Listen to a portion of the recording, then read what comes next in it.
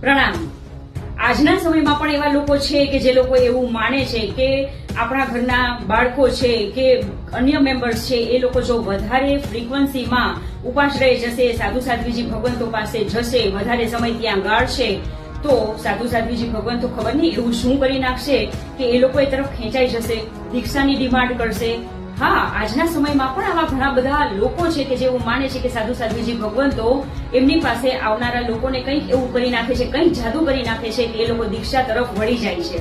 પણ આ માન્યતાનો એનું ખંડન કરનારો આજનો વિડીયો છે, અંત સુધી ખાસ જોશો અને બધા સાથે શેર કરવા વિનંતી છે। લગભગ 167 વર્ષો પહેલાની આ વાત છે।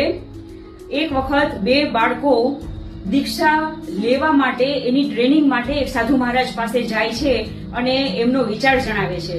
હવે એ સમયે તપાગચ્છમાં આંગળીના વેઢે ગણી શકાય એટલા જ સાધુ ભગવંતો હતા અને જો આ બંને બાળકો દીક્ષા લે તો તપાગચ્છને યુવા સાધુઓ મળી શકે એમ હતા જે શાસનના ઘણા બધા કામોમાં કાર્યરત થઈ શકે। પરંતુ એ ગુરુ મહારાજે આ બંને બાળકોમાં એક અલગ જ પ્રકારની યોગ્યતા જોઈ અને એમણે કહ્યું કે તમે લોકો દેશ સેવાના કામો માટે સર્જાયેલા છો, તમારા હાથે આગળ જતા ભવિષ્યમાં ખૂબ મોટું દેશ સેવાનું કાર્ય થવાનું છે। તો આ રીતે કહીને એમને ઘરે પાછા મોકલી દે છે। તો એ ગુરુ મહારાજનું માનવું હતું કે દેશ સેવાનું કાર્ય એમના હાથે થવાનું છે તો એ લોકો એમાં આગળ વધે। એમણે દીક્ષા લેવા માટે આવેલા બાળકોને એટલા માટે પાછા મોકલી દીધા કે જો દેશ સુરક્ષિત હશે તો ધર્મ સુરક્ષિત રહેશે।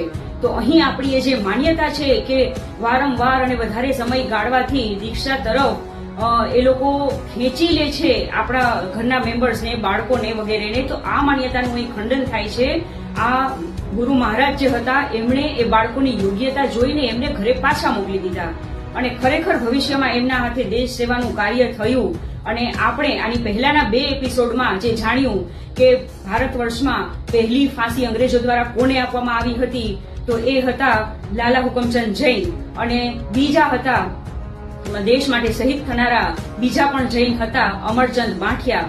તો આ બંને બાળકો હતા એ નાની ઉંમરમાં દીક્ષા લેવા માટે ગયેલા અને ગુરુ મહારાજે જેમને પાછા મોકલી દીધા હતા એ જ બાળકો હતા અને દેશ સેવા માટે, દેશ માટે પોતાની જાન જેમણે અર્પણ કરી દીધી એ આ જૈન બાળકો મોટા થઈને આટલા મહાન વ્યક્તિઓ બન્યા। અને શું આપ જાણો છો આ ગુરુ ભગવંત કોણ હતા? આ ગુરુ ભગવંત હતા તપાગચ્છ ગગનમણી સાંપ્રતકાલીન શ્રમણ સંઘના મહાન સૂત્રધાર શ્રી મણિ વિજયજી મહારાજ સાહેબ, જેમને દાદા મહારાજ સાહેબ પણ કહેવામાં આવે છે। વર્તમાન સમયમાં 70 થી 80% સાધુ ભગવંતો પૂજ્ય દાદાની પરંપરામાં આવે છે। તો આપણે આપણી સરાઉન્ડિંગમાં ઘણીવાર એવું સાંભળતા હોઈએ છીએ કે જૈનો અને એમના ગુરુઓ માત્ર પોતાનો સ્વાર્થ દેખે છે। હવેથી આપ આવું ક્યારેય સાંભળો તો આ કિસ્સો એમને કહી સંભળાવજો। અને હા, વિડીયોને બને એટલો વધુમાં વધુ શેર કરજો। આપ જો યુટ્યુબ પર આ વિડીયો નિહાળી રહ્યા હોય તો ચેનલને સબસ્ક્રાઇબ કરવાનું ભૂલશો નહીં। ફેસબુક કે ઇન્સ્ટાગ્રામ પર આપ જો આ વિડીયો નિહાળી રહ્યા હોય તો ફોલો કરવાનું ચૂકશો નહીં। જોવા માટે ધન્યવાદ।